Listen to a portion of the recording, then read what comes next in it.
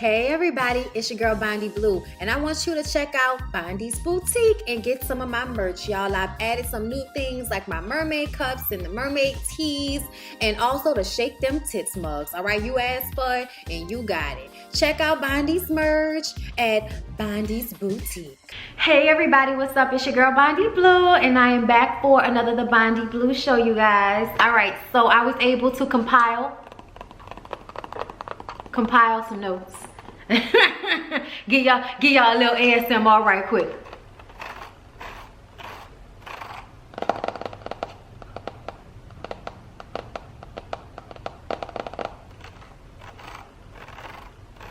I gotta get my nails redone.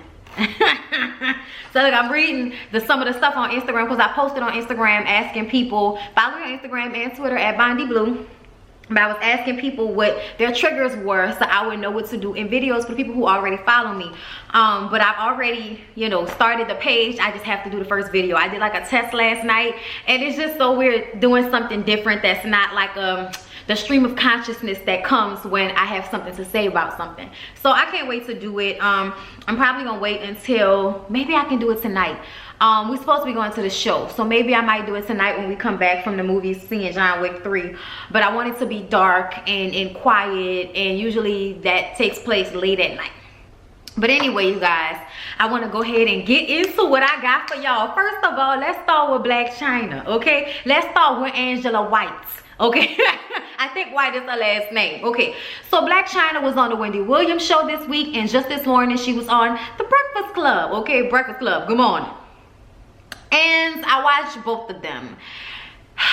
So Wendy's interview with Blac Chyna made me like her a little bit more. It made me refer to her as Angela. Okay, now I'm just gonna tell y'all some of the things that I got from both interviews about, some of the things she's been going through in her life that we've seen on social media, because there have been a couple of things that have taken place. Fights with boyfriends, pulling out knives on hairstylists, baby daddy drama, Kardashian Jenner drama. So there's just a lot that's happening. She hasn't ever really done an interview to explain herself, okay? So Blac Chyna on Wendy, she was asked who was better in bed by Wendy. I was like, ooh, good question. And surprisingly, not surprisingly, she said Rob. She said Rob was better in bed than he was a better lover than Tiger. And I'm like, well, when you think about it, he was probably more affectionate, more loving. Tiger is, I'm fucking everybody, so I probably didn't even learn how to fuck before I started impregnating bitches and stuff like that. He just looked like the type that, will leave something to be desired. Rob, on the other hand, especially back then, you could tell that, he was really into her. And from what she says, we all thought that she went after him to get back at the Kardashian Jenner bitches. But oh no, that's not what really happened. What happened was, he was hitting her up after everything went down. After Tiger threw Kylie a 17th birthday party at his house, and she had found out right around that time, just like everybody else on social media, she found out that they was together because they had been seen around with one another, and she ain't even know. So that's how she found out about her baby daddy dating the baby sister of one of her closest friends. Ain't that some bullshit? And she even got cool with Kim because she posted like a picture of them together or something like that, where she kind of put them together, and then Kim years later, or a year or two later, reposted it, and that's how they became friends. But either way, we know that Blac Chyna then came up through the strip club, okay, being around Drake, then being around Tiger, being his baby mama, then the Kim, the Kim Kardashian friendship, and the Amber Rose friendship. She says she's still very cool with Amber Rose. They were supposed to have a show, but it was just talks. It never worked out. But the only reason she's doing this press circuit right now is because she has a reality show about to come out on Zeus Network, which is another type of streaming service, kind of like Netflix. So she's trying to get everybody to get on there and watch that. I might check it out. She's interesting enough. She has 2 beautiful babies and everything. She has I follow her on Instagram. Because I don't dislike her.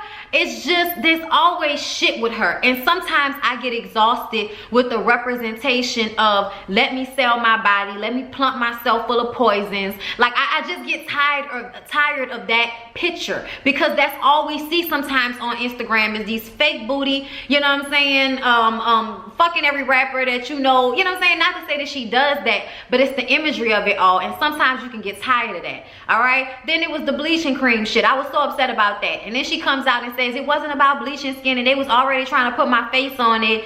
You know, she talked about that during the Breakfast Club, basically saying that it wasn't bleaching cream to bleach your whole face. It was bleaching marks like hyperpigmentation.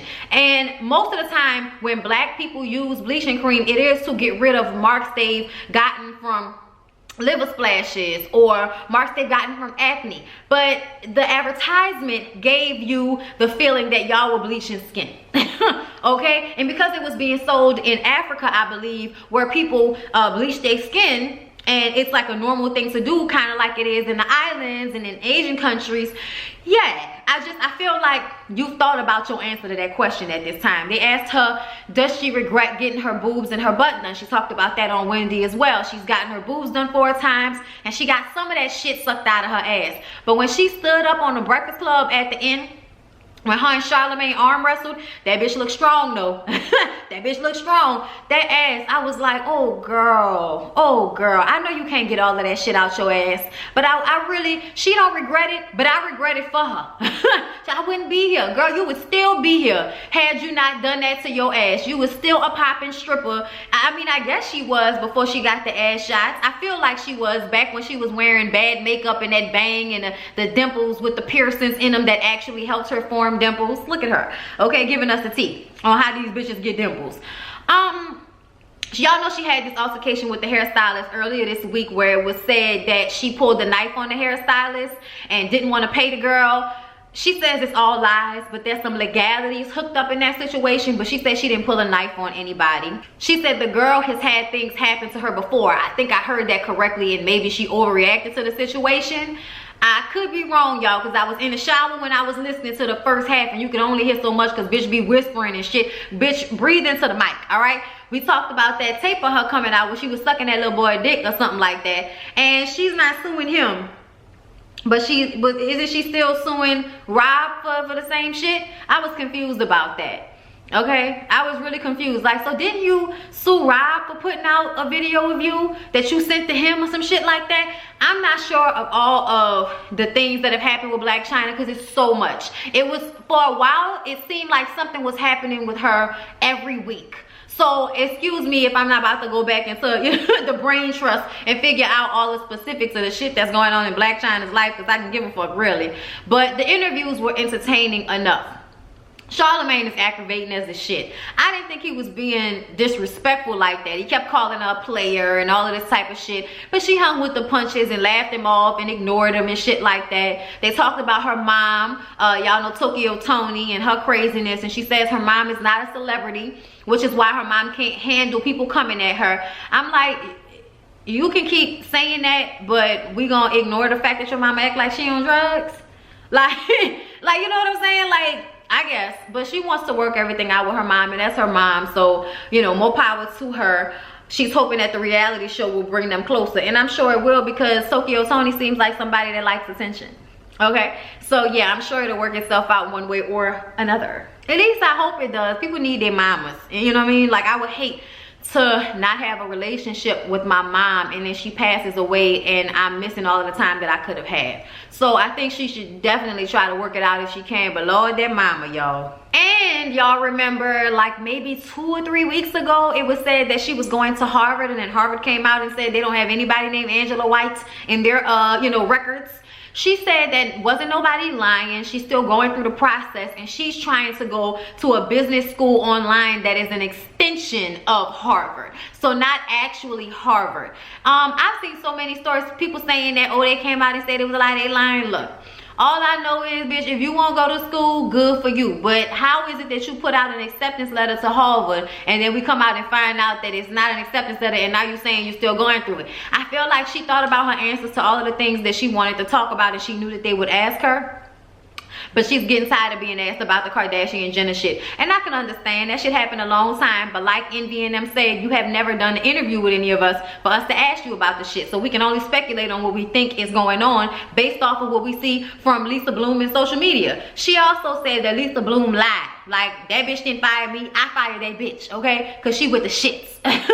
But she still has her lawsuit ongoing against the Kardashians. We will see how that turns out. She has this reality show going on. She's co-parenting, you know, with Rob and Tiger, and she's just trying to get this money.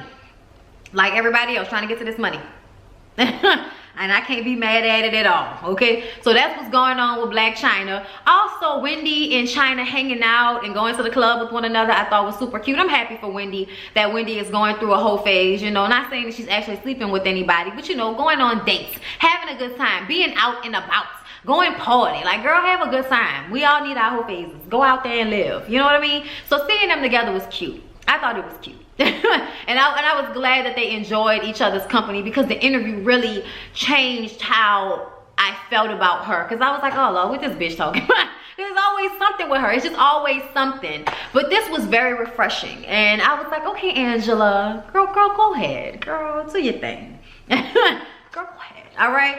There is no fine-ass black man that has annoyed the masses as much as Omari Hardwick. Not that I can think of right now. Fine. I'm talking about fine. Not just black man, period. Fine ass black man. Because I've been loving Omari Hardwick for a long time. Like, since I used to see him in music videos and shit back in the Gap, early 2000s.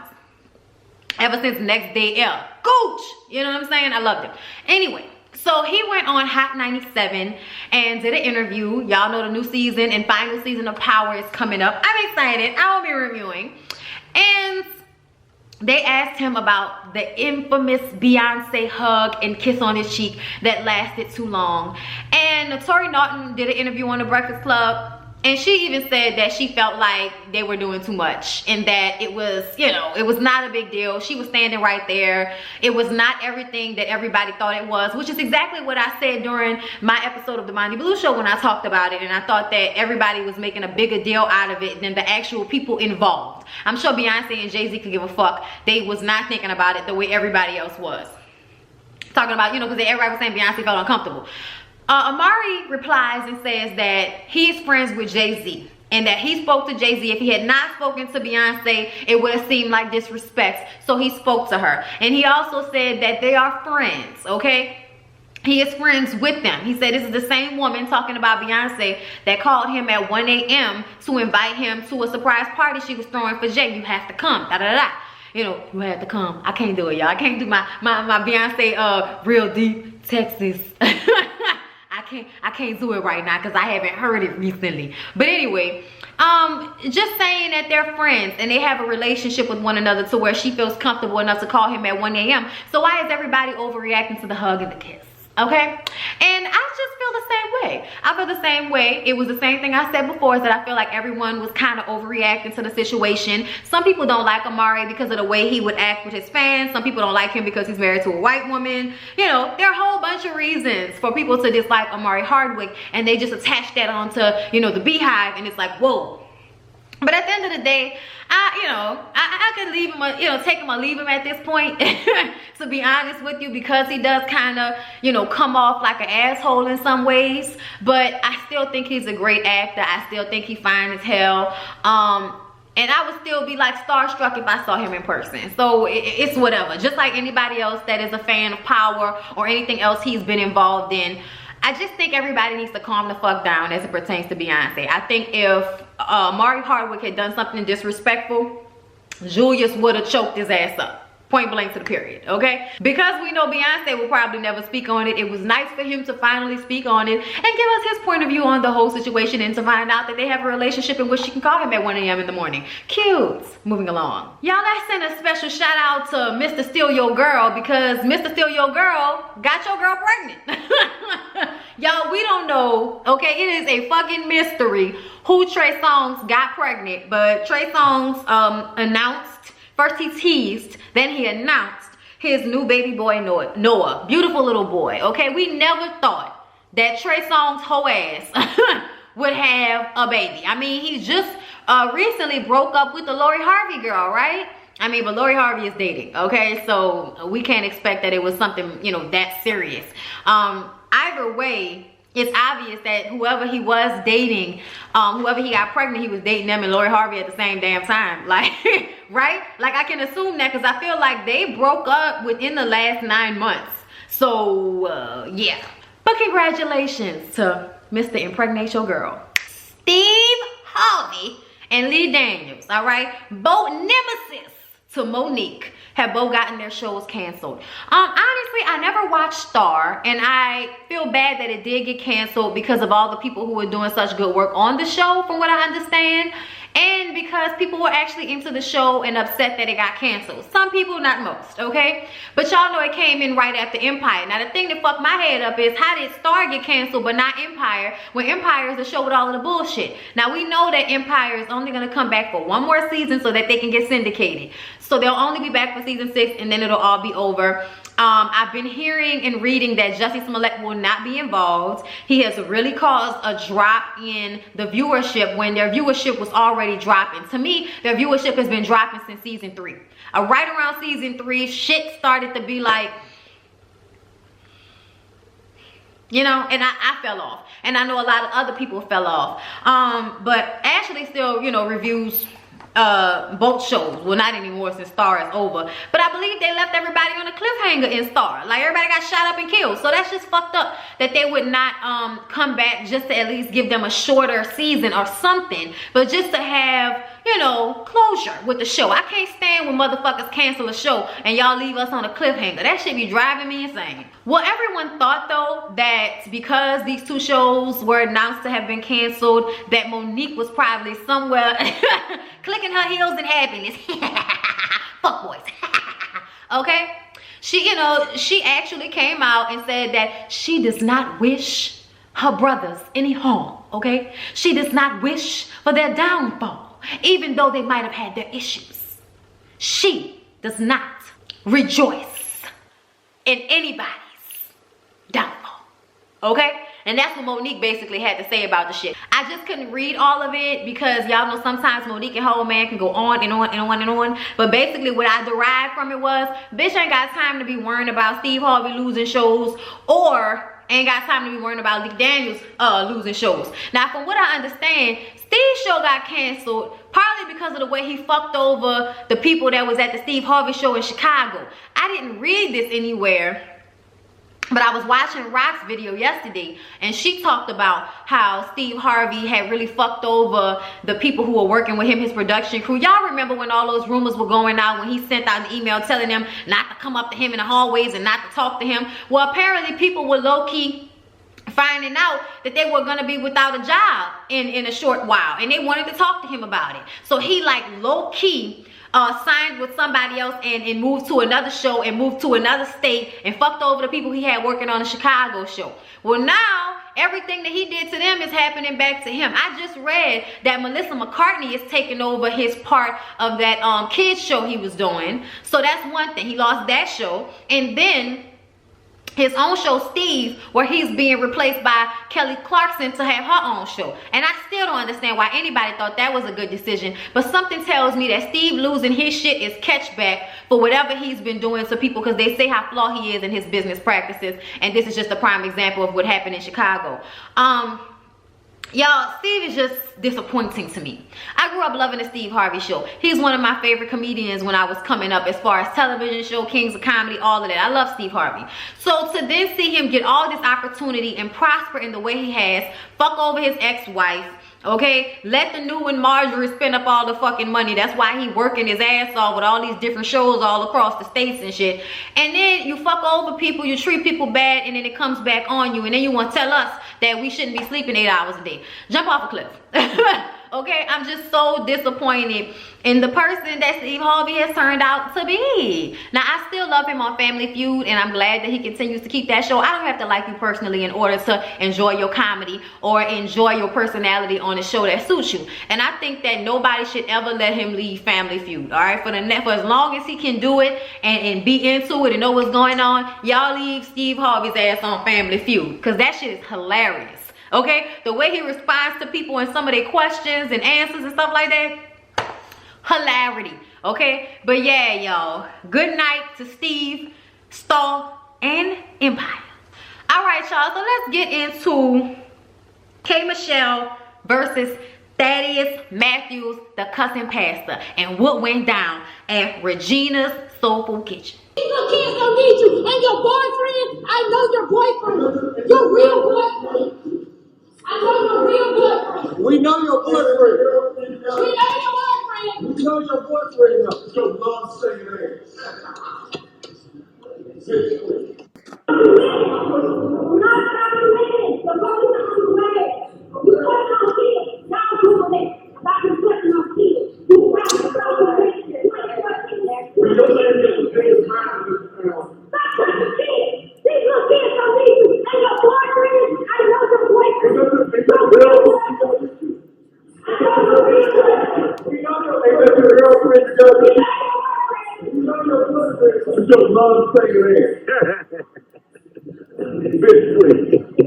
Okay, so there is a terribly shot video circulating of K.Michelle cussing out Thaddeus, what is his name? Thaddeus Matthews at a soul food restaurant. And from what I've read, K.Michelle came to the restaurant, he was there.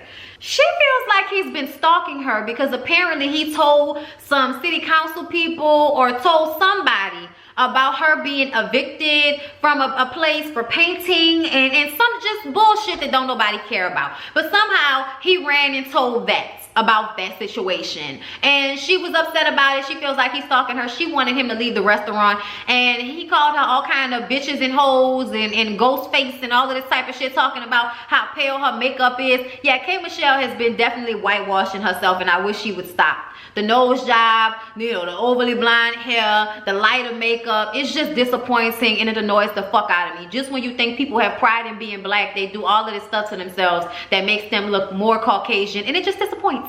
Now, I don't know who K.Michelle's boyfriend is, but Thaddeus called him sweet, okay? Now, I don't know, look, I don't know who the boyfriend was. I don't know what happened at the beginning of this argument, but I know that Thaddeus got online and wrote paragraphs and paragraphs calling K.Michelle a bitch and all of this type of stuff. I don't know how anybody can look to Thaddeus Matthews for any type of spiritual guidance. I don't know how anybody can look to him for any type of thing dealing with the Lord, okay? First of all, I know a lot of cussing pastors or you know, preachers, but what you don't do is get online and call a woman all kind of bitches and hoes and all of the shit that you was calling her and making fun of how she looked. Yeah, okay, we all make fun of how she looked. I ain't too mad about that, but I just feel like when somebody calls themselves a pastor, they should be held to a higher esteem. Just like police officers, senators, city council members, all you motherfuckers that have some type of power over people, you should handle people accordingly because of the power that you have, okay? Now, I don't know what type of power this nigga have or what fans wanted to shake his hands. All I know is I find him disrespectful of the Lord. I find him disrespectful of women, and he could jump off a fucking bridge. I don't give a fuck what K.Michelle did. For him to address her in that way, being a pastor, that nigga is sick in the head, okay? That nigga is sick in the head. And he can go on some fucking way with that shit. I just didn't like that, y'all. First of all, you're a pastor. Second of all, you a whole man out here. So any man that will go back and forth with a woman like that, like, I'm just looking like, what the fuck? And then K.Michelle said that he was a pedophile. And I heard that it isn't substantiated. Apparently, from what I found out on live today, he put out a video of a child being molested, supposedly in an effort to find out who the child and who the molester was.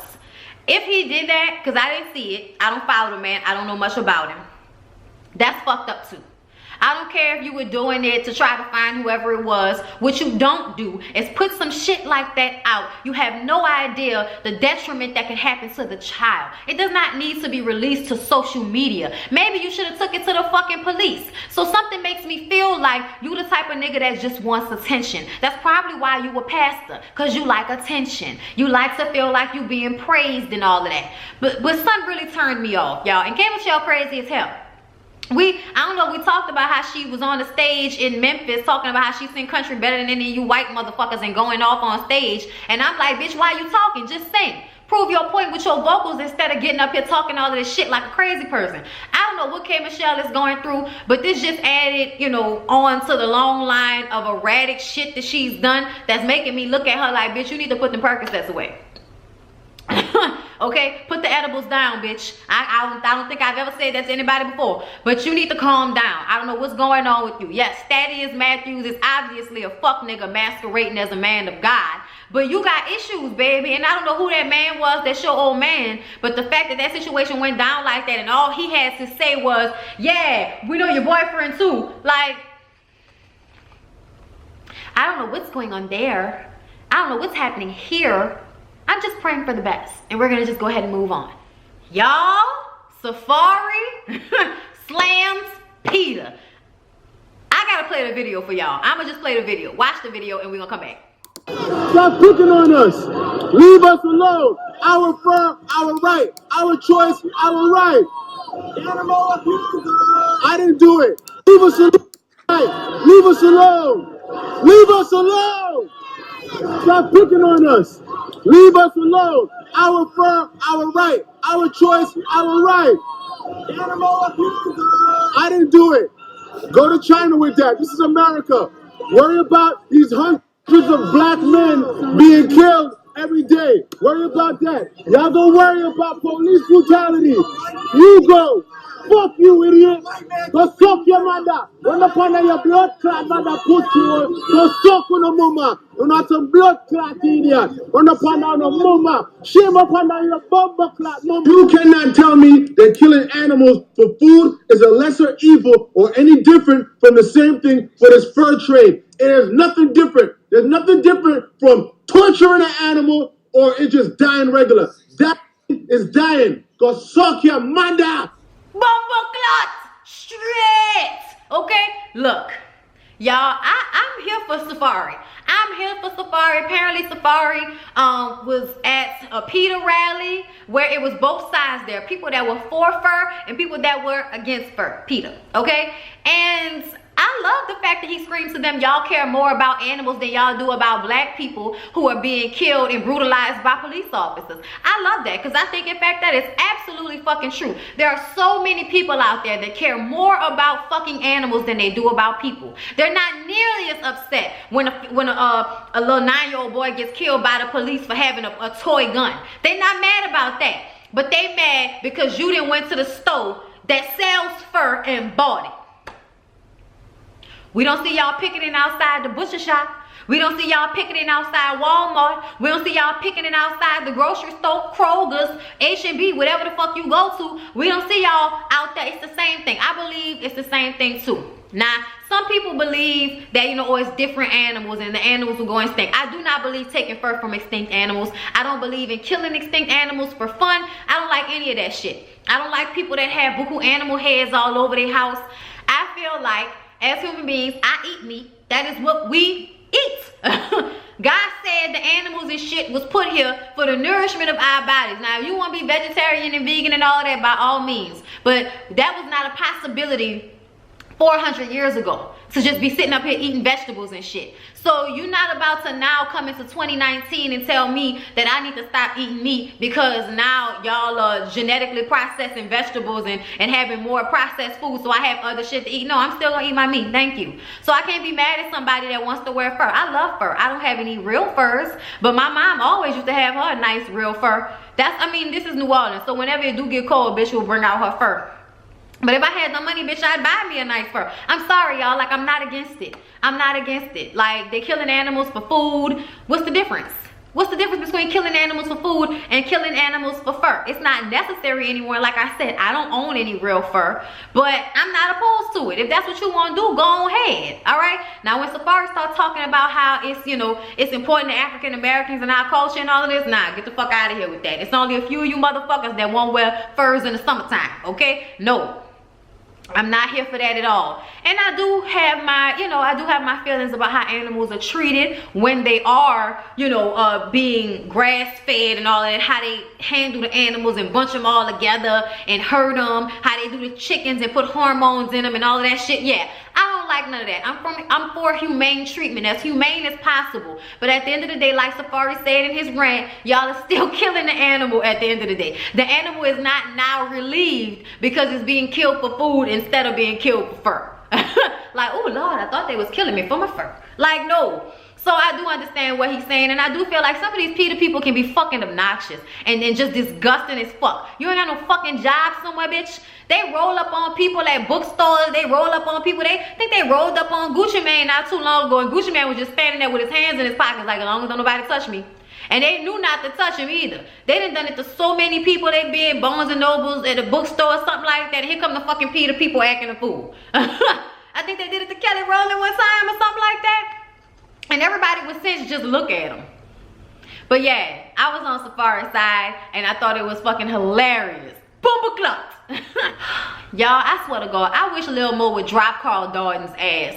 I really wish she would. Y'all, so this past week, a woman put on Facebook that Carl Darden, Lil Mo's husband, if you didn't know, the boxer, stole her debit card. Apparently she had dropped her debit card at Dave & Buster's.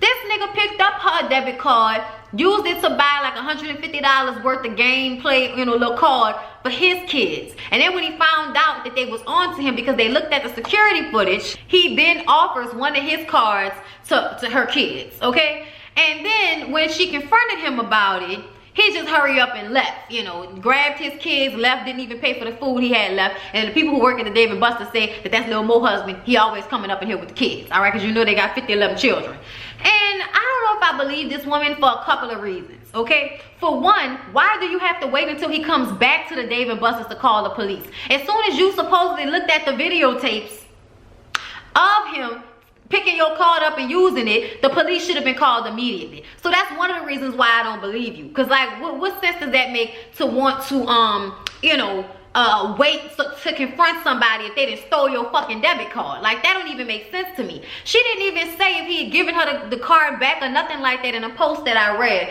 I feel like I read the whole post and I didn't see that, but whatever. Either way, Carl said he didn't do shit. He said if he took her debit card, he would have maxed that hoe out.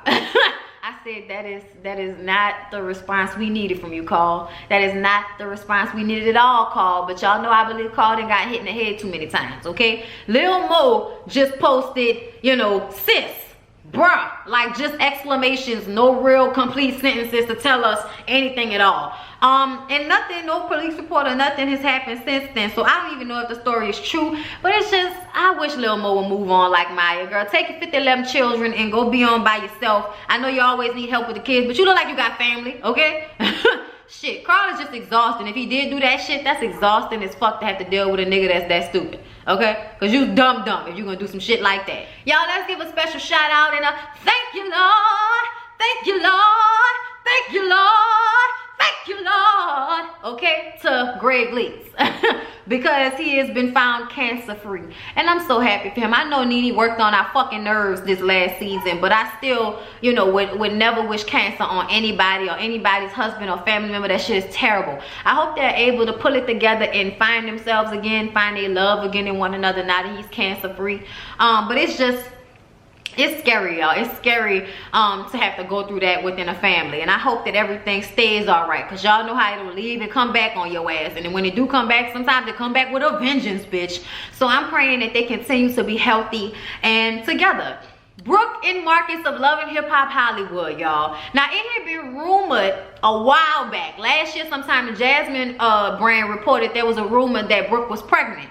But you go on her Instagram, all of Brooke's pictures are pictures that have been taken by photographers, okay? And also, her stomach was covered up in a lot of them, like wearing larger clothes or having her body in a way that you couldn't really see her stomach all the way. So I figured that it might have been true, but then on Mother's Day, Marcus said he could not resist having to post a happy Mother's Day to his baby mama, and he posted pictures of the two of them in all black with their little baby. We didn't see the baby face, but we just saw them. So congratulations to them. I cannot wait to see Love and Hip Hop Hollywood this season. I'm just saying. Raz B leaves Millennium Tour. I kind of figured that was going to happen after he got arrested for assaulting his girlfriend. Then his management team parted ways with him.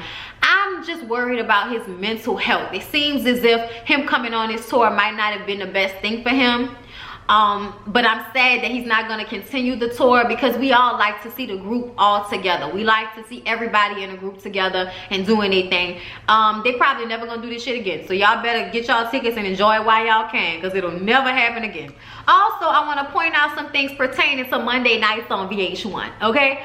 So y'all know Family Hustle comes on, and Reginae is dating YFN Lucci on and off and ignoring her mama, saying that he is not a good person for her to be with.